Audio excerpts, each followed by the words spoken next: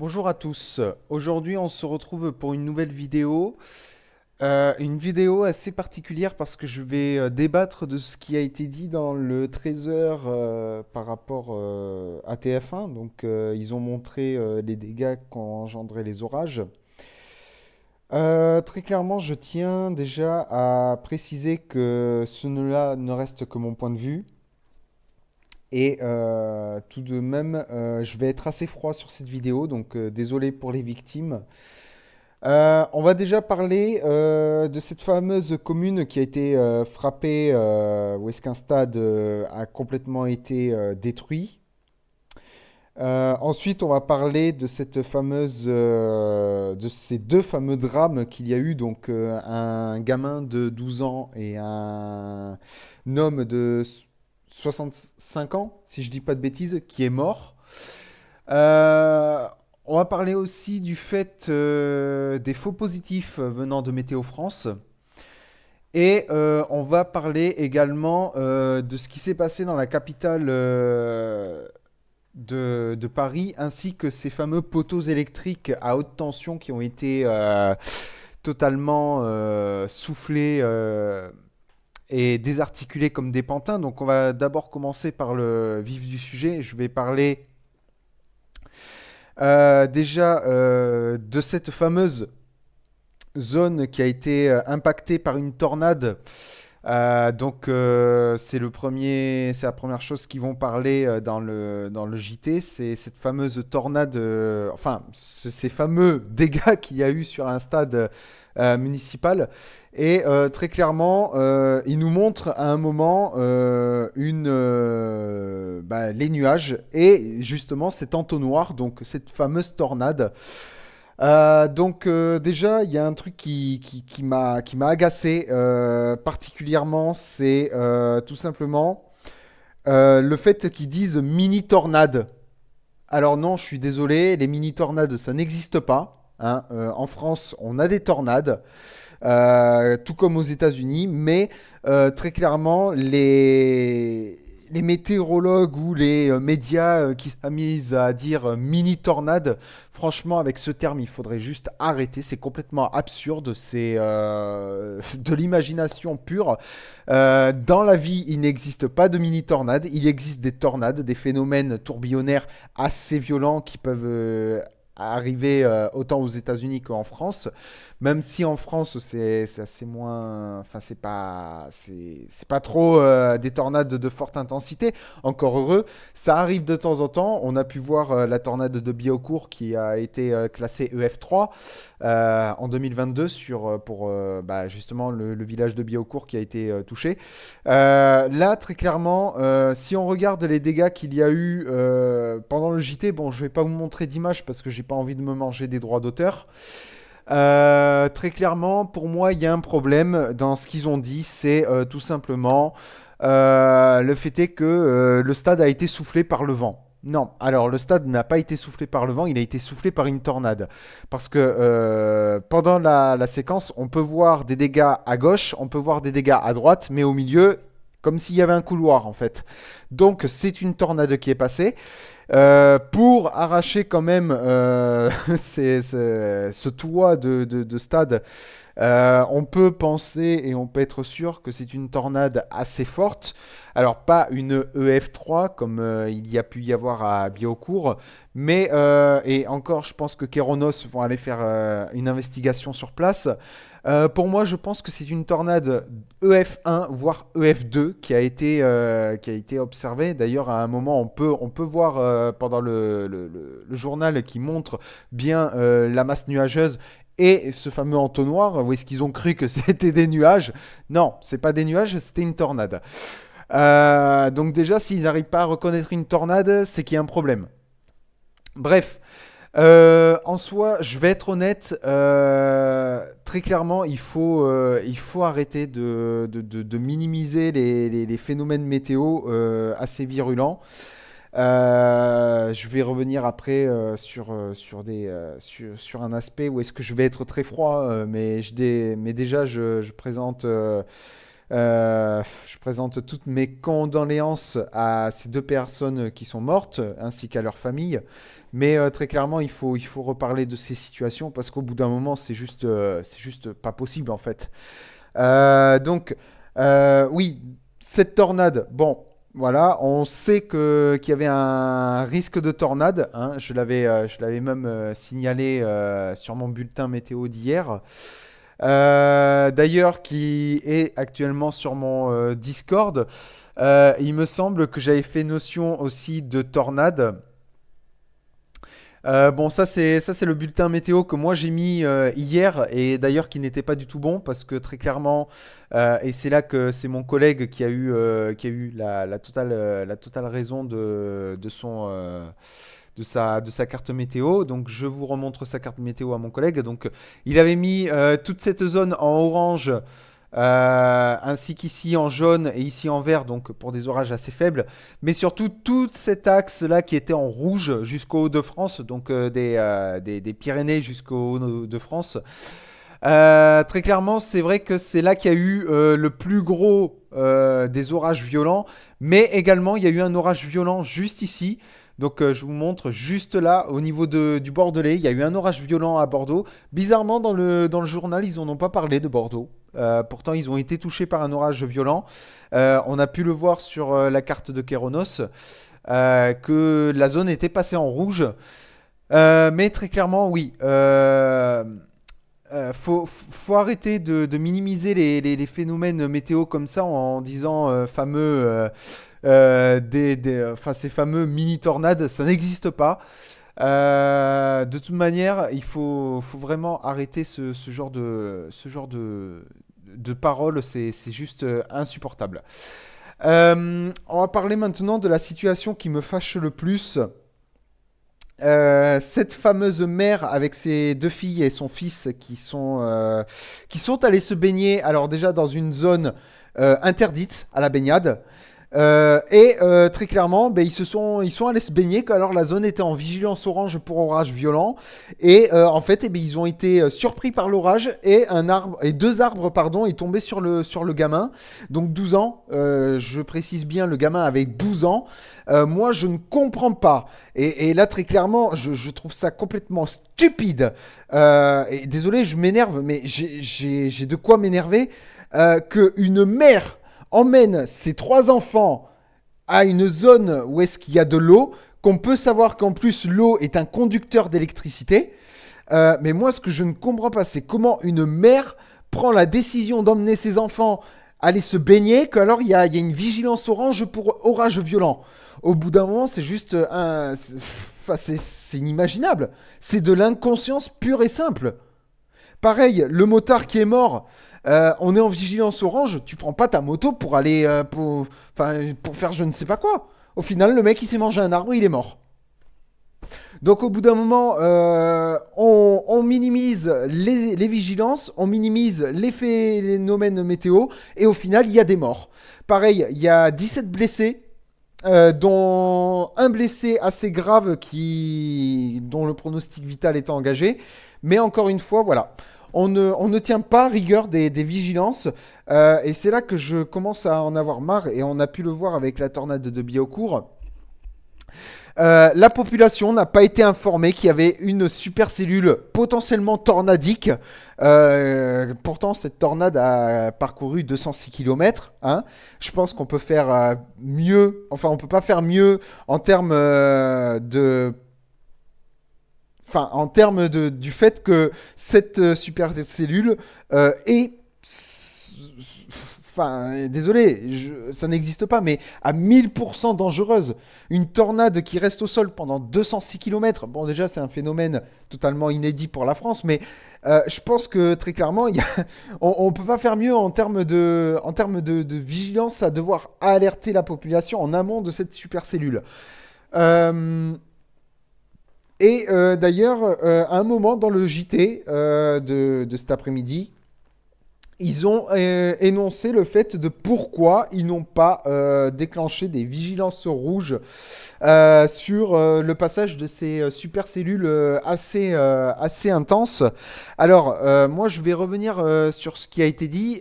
Oui, effectivement, ils n'ont pas pu tout simplement euh, mettre des vigilances rouges parce que très clairement, soit il manquait d'informations, soit ils ne peuvent pas se permettre de mettre une vigilance rouge pour un département juste pour un orage. Et c'est là que moi je trouve qu'il y aurait une possibilité de faire en sorte à ce que très clairement,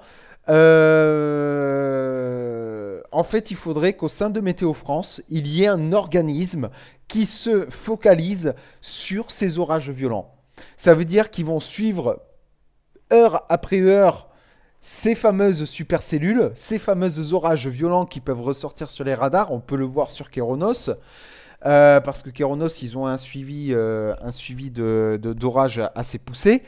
Voilà. Moi, je pense qu'il devrait avoir un organisme de allez, peut-être une dizaine de personnes, malgré que le budget de Météo France soit à la baisse. Mais ça, encore une fois, il faut arrêter. Le gouvernement doit faire en sorte à ce qu'on soit mieux protégé face à ces phénomènes à risque, ces phénomènes extrêmement violents.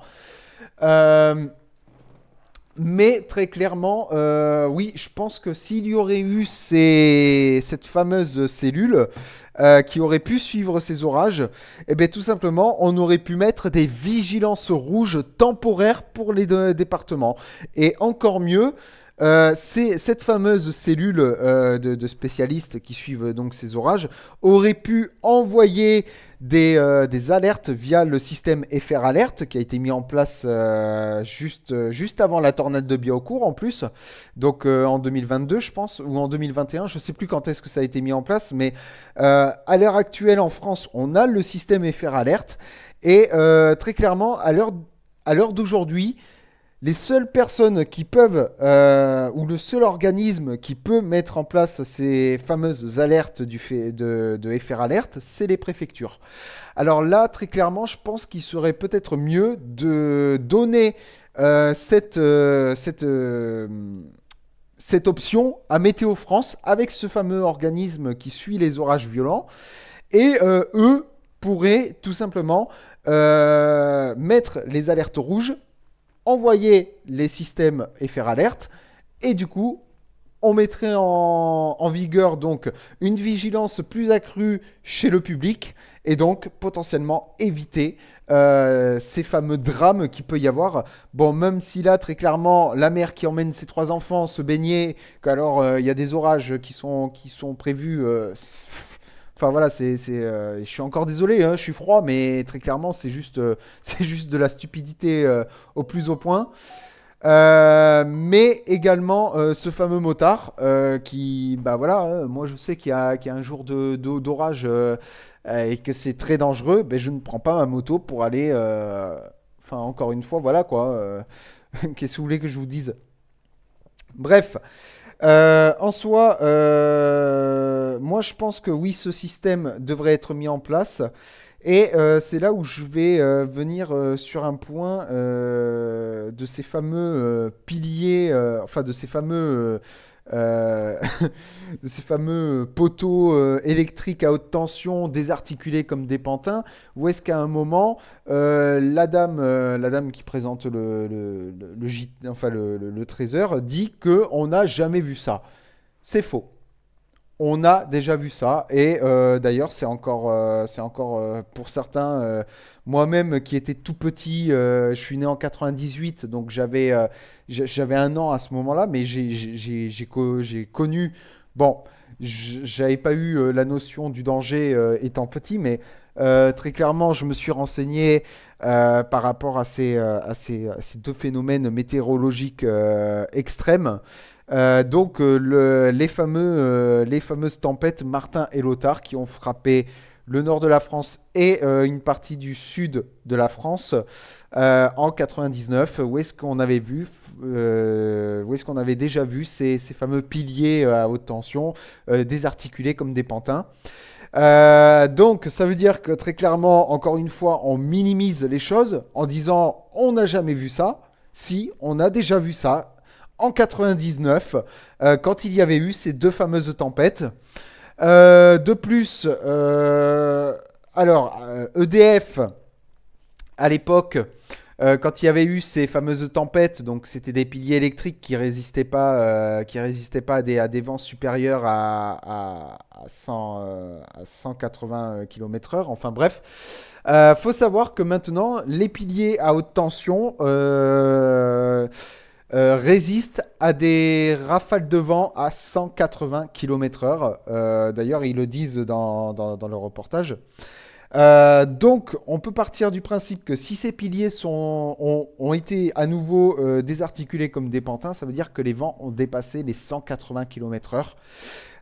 Donc, on pourrait parler de... Alors, pas de derecho, parce que je pense qu'il y aurait eu plus de dégâts, ou alors ils ont encore minimisé le fait de la zone du derecho, qu'ils n'ont pas montré l'intégralité de la trajectoire du derecho. Mais très clairement, je pense qu'on peut partir sur des rafales descendantes extrêmement violentes, voire extrêmes, euh, avec des valeurs de vent dépassant justement ces fameuses 180 km/h. Donc ça veut dire que très clairement, on a eu sur un axe très léger euh, une rafale descendante venant d'un orage à plus de 180 km/h. Si, bien évidemment, EDF a bien confirmé que c'était des piliers qui résistaient à cette valeur de vent à 180 km/h. Après, est-ce que par hasard ces piliers n'auraient pas été impactés par la tempête Martin et Lothar, enfin l'une des deux tempêtes, et du coup, EDF, dans le temps, n'avait pas pris la notion de remplacer ces fameux piliers. Et donc, du coup, il résistait à des valeurs de vent beaucoup moins que 180 km/h. Ça, on ne pourra pas savoir. Toujours est-il que, voilà, on a vu enfin, il le dit, 7 piliers qui ont été couchés et désarticulés. Donc on peut partir sur une fameuse rafale descendante extrêmement violente si effectivement ces piliers avaient déjà été impactés par les tempêtes de 99 et qui donc avaient été remplacés et résistant à des rafales de 180 km/h. Pour finir, on va parler de la situation en Île-de-France. Et après, je vais donner mon point de vue total sur cette fameuse journée orageuse. En Île-de-France, on a pu voir un orage extrêmement violent, des inondations du jamais vu en capitale parisienne. Enfin, moi, à ma connaissance, hein, je n'ai jamais vu autant de dégâts, que ce soit au niveau des arbres, au niveau des inondations. Donc, on peut partir sur le fait de ne pas qualifier ça par phénomène exceptionnel, parce que ce n'est pas des phénomènes exceptionnels qu'on a eu sur cette journée du 25 juin. Très clairement, pour moi, c'est le signe que malheureusement, ces phénomènes extrêmement violents, et je vais en revenir après, vont se généraliser un peu partout en France. Mais là où je ne comprends pas, c'est encore une fois qu'on peut voir des personnes dans les rues, que alors la zone est en vigilance orange, que alors les gens, normalement, ils ont des téléphones modernes et donc tout simplement, ils ont la possibilité de recevoir des alertes sur leur téléphone, disant comme quoi que la zone est en vigilance orange ou du moins le département. Pour vous dire, moi, hier, avant 16 heures, nous étions en vigilance jaune pour orage modéré. Et Météo France nous ont passé en vigilance orange à partir de 16 heures. De 16 heures jusqu'à au moins 3 heures du matin, j'ai reçu pas moins d'une vingtaine de notifications sur mon téléphone venant de mon application météo, disant comme quoi qu'on était en vigilance orange météo suite aux orages potentiellement forts qu'il pouvait y avoir dans le secteur. Alors, je vais en revenir après à ça. Donc, oui, effectivement, je pense que maintenant, les gens sont totalement sous anesthésie morale via les alertes météo. Pourquoi? Parce que tout simplement, à force des faux positifs, les gens ils installent une routine se disant oui, mais au final, euh, voilà, il va faire un peu d'orage, ça va aller. Et puis quand ils sont frappés par une catastrophe naturelle sans précédent, comme on a pu le voir à Paris, eh ben les gens, ils se retrouvent complètement dépassés, complètement hallucinés par la situation, que alors ça peut mettre encore une fois, et je le dis, des vies en danger. Et moi, je trouve que c'est un comportement irresponsable venant de la plupart des personnes qui ont été interviewés ou qui ont été filmés enfin, qu'ils ont montré sur le Trésor. Ça montre très clairement que les gens, ils se mettent en danger pour rien. Très clairement, encore une fois, je le dis, si vous voulez suivre en intégralité les orages, alors sachez que de toute manière, moi j'ai mon bot, donc MétéoBot, qui est actuellement en développement, qui est toujours en développement d'ailleurs. Là, je suis en train de travailler sur du codage pour qu'il puisse mettre automatiquement les alertes vigilance. Donc, si vous rejoignez mon Discord, encore une fois, je souligne mon serveur Discord. Donc, vous allez arriver, vous allez pouvoir choisir votre région, donc les Hauts-de-France, la Bretagne et tout ça. Et en fait, au fil du temps, vous allez pouvoir recevoir des alertes météo comme ça. Alors là, très clairement, c'est moi-même qui dois demander au bot de mettre l'alerte. Mais bientôt, le bot va le faire de lui-même. Ça veut dire qu'il va être mis sur un API de détection des foudres et des détections des orages violents. Et en fait, il va lui-même mettre ces fameuses alertes. Donc, je suis en train de le coder. Ça prend énormément de temps parce que je ne suis pas développeur, donc j'apprends sur le tas. Mais très clairement, bientôt, le bot va pouvoir mettre lui-même les alertes et donc les maintenir et ensuite les supprimer automatiquement, disant comme quoi qu'il n'y aura plus d'alerte ou alors mettre à jour l'alerte qui a été mise. Par exemple, là, vous voyez, on a eu deux alertes jaunes donc pour Beauvais, pour Clermont. Si on prend l'Île-de-France, bon, jusqu'à présent, il n'y en a pas. Ici, nous avons eu une alerte orange à Rouen. Voilà. Pareil, nous donnons des indications sur ces fameux orages qui arrivent sur la zone. Alors, on dit Rouen et ses alentours. Donc, en fait, on met vraiment la ville de Rouen en vigilance orange et les alentours de la ville de Rouen. Je crois qu'on a sorti qu'une seule fois la vigilance rouge. Voilà, c'était pour Lisbonne. C'était le 13-06 lors de la fameuse autre journée météo très à risque. On avait sorti la vigilance rouge pour Lisbonne et du coup pour ses alentours. Et là, pareil, on avait donné des indications. Donc voilà, très clairement, vous allez recevoir les alertes parce que vous, en choisissant donc votre région, vous allez être mentionné au même titre que la Nouvelle-Aquitaine ici. Et en fait, vous allez tout simplement recevoir une alerte qui va vous permettre de voir votre région en vigilance orange, rouge, verte, enfin grise ou jaune et potentiellement même en vigilance violette, mais ça c'est pour les effets vraiment extrêmement extrêmes en fait. C'est pour les phénomènes extrêmes. Pour terminer, donc à Paris, c'est juste n'importe quoi. Voir autant de monde dans les rues que alors la zone est en orange et très clairement maintenant avec les radars météo, avec les alertes météo, on peut savoir où sont les orages. Très clairement, je ne comprends pas comment ça se fait qu'encore il y a des gens qui arrivent à se faire surprendre comme ça. On est quand même au 21e siècle, on a une technologie avancée. Au bout d'un moment, il faut pouvoir prévoir beaucoup plus efficacement ces phénomènes extrêmes. Et là, très clairement, ce n'est pas le cas parce qu'on a encore vu un gamin de 12 ans se faire tuer par la chute de deux arbres et un homme perdre la vie à moto. Au bout d'un moment, il faut juste arrêter. Donc, conclusion de cette fameuse journée météorologique. Alors, très clairement, moi, je vais parler de cette fameuse vigilance orange de Météo France qui avait mis 57 départements en vigilance orange pour orage et 2 en canicule. Malheureusement, encore une fois, et je tiens à le dire, il y a eu un loupé. Voilà, il y a eu un loupé dans la prévision de Météo France et pas forcément dû au fait que Météo France n'a pas mis la bonne enfin a mis tout simplement Météo France n'a pas mis la bonne vigilance pour certains départements, mais également parce que Météo France n'a toujours pas les moyens de pouvoir suivre ces fameux orages extrêmement violents.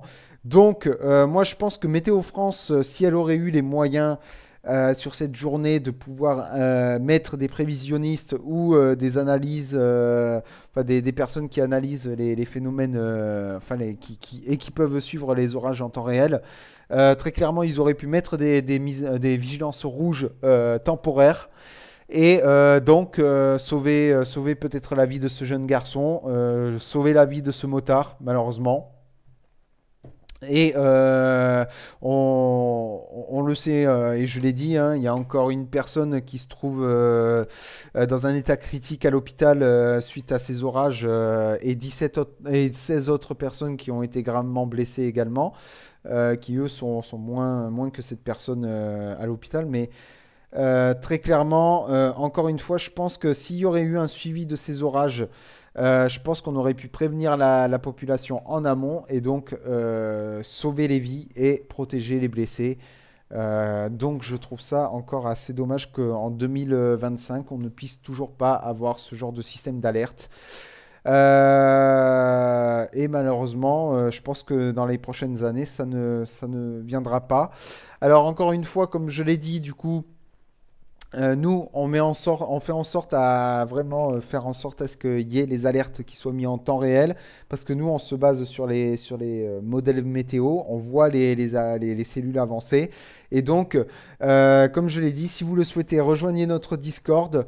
Le lien sera bien évidemment en message épinglé. Et en fait, après, choisissez votre région et vous serez mis en alerte assez régulièrement si les orages viennent à se former. Bon, là, hier, il y a eu un loupé de ma part ou de mon autre prévisionniste parce qu'on n'a pas eu le temps. Moi, j'avais autre chose à faire à côté. Donc, on n'a pas pu mettre les alertes, mais très clairement, oui. Plus on sera nombreux, plus il y aura de personnes qui pourront postuler pour devenir membre de ce fameux projet. Et donc, plus on sera nombreux à pouvoir mettre ces alertes, à pouvoir suivre les orages et à pouvoir alerter la population. Et en même temps, eux, dans leur entourage, pourront faire en sorte à puber le serveur pour que tout le monde puisse avoir ces fameuses alertes en temps réel. Pour terminer, donc, est-ce que ces phénomènes météo vont se généraliser sur toute la France? Alors, malheureusement, et je vais le dire, oui. On a pu le voir le 13-06, on a pu le voir hier le 25-06, donc en un mois, on a eu deux phénomènes météo assez extrêmement violents. Et malheureusement, ces phénomènes extrêmement violents vont se généraliser.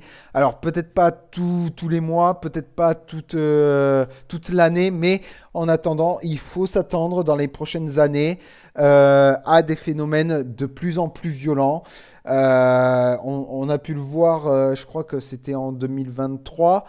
Le nord-est de la France, non, l'est, pardon, qui avait été enfin non, le sud-est. Enfin bref, dans l'est, où est-ce qu'ils avaient été placés en vigilance rouge pour des orages extrêmement violents. Eh bien, je vais pas vous mentir, moi, de ce que j'ai pu voir, très clairement, encore une fois, il y a eu un raté de Météo France à ce moment-là, mais également il y a eu un raté venant de Kéronos, parce que eux, ils avaient placé cette zone en zone extrême. Météo France avait emboîté le pas dans la journée pour mettre ces départements en vigilance rouge.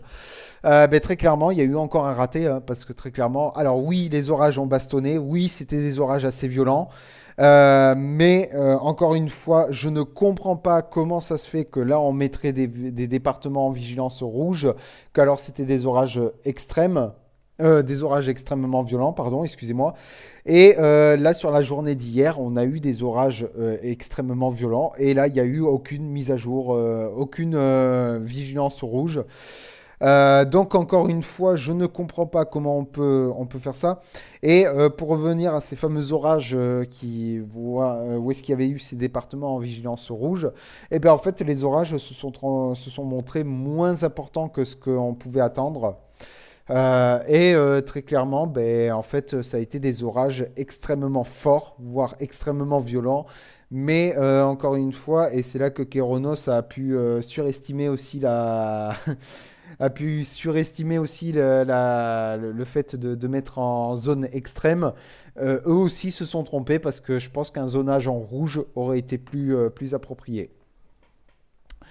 Comme je disais, oui, ces phénomènes extrêmement violents vont se régénéraliser.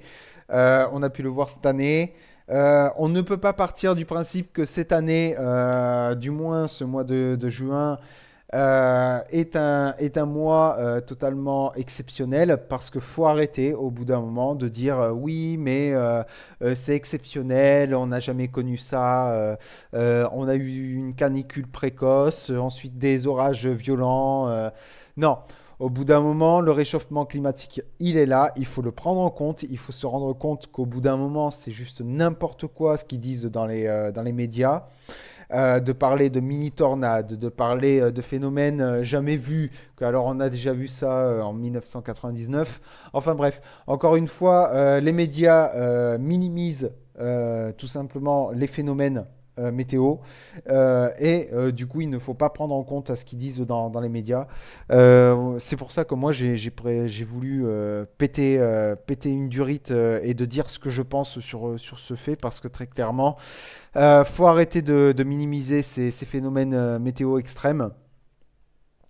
Là, en plus de ce que j'ai pu voir par rapport aux températures prochaines, la semaine prochaine, on pourrait repartir encore en canicule.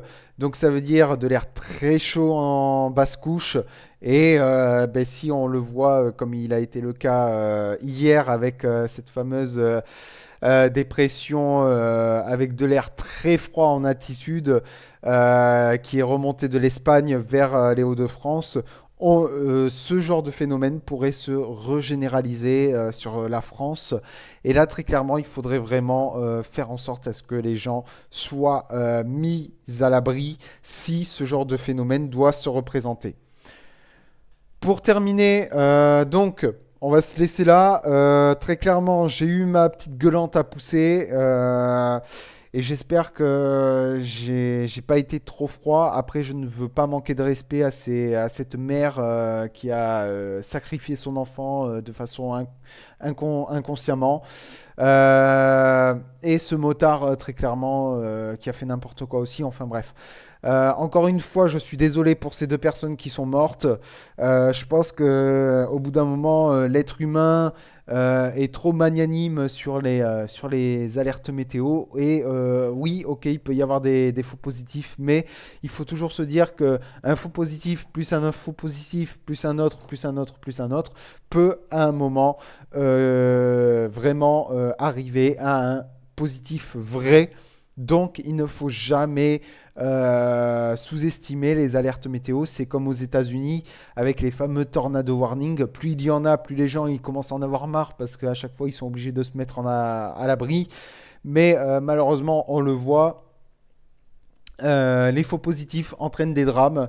On peut voir avec la tornade de Moore qui a frappé en 2013, il me semble, si ma mémoire est bonne, où est-ce qu'il y avait eu une dizaine de morts. Bon, malgré tout, ça reste une dizaine de morts, ça aurait pu être plus dramatique.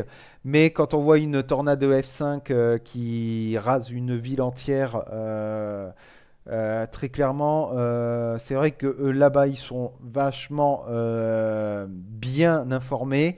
Et c'est là que moi, je pars du principe qu'on devrait faire exactement pareil en France. Alors, peut-être pas mettre des tornado warnings sur toutes les supercellules, mais si on reprend la fameuse supercellule de Biocourt qui a parcouru 206 km, je pense qu'on pouvait faire, on pouvait pas faire mieux en termes de préconisage de cette supercellule qui était extrêmement dangereuse.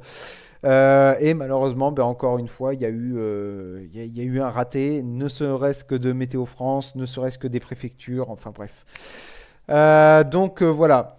Euh, En tout cas, j'espère que cette vidéo sera le début d'un déclic chez les personnes qui pourraient la regarder, à se dire oui, effectivement, il a raison. Même s'il y a pas mal de faux positifs, il ne faut pas sous-estimer ces fameuses alertes, ces alertes orageuses. Et j'en tiendrai compte pour ma part, et je partagerai par exemple cette vidéo à mes amis, tout ça, pour qu'ils prennent conscience qu'au bout d'un moment, il ne faut plus sous-estimer ces alertes. Bref, en fait, c'est ça que vous devez vous dire, c'est il ne faut pas sous-estimer les alertes. Voilà. Allez, j'arrête de me répéter, j'arrête de faire durer cette vidéo. Je vous souhaite à tous une bonne soirée, une bonne après-midi, une bonne matinée. Et sur ce, à très vite pour de nouveaux bulletins. Bye.